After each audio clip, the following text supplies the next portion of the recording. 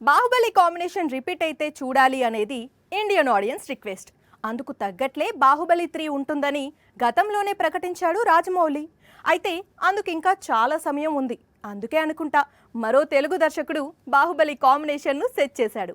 ఆ డీటెయిల్స్ ఇప్పుడు చూద్దాం. బాహుబలి అనగానే భల్లాల గుర్తుకు వస్తాడు. ఎందుకంటే బాహుబలి కథకు అతనే మూలం.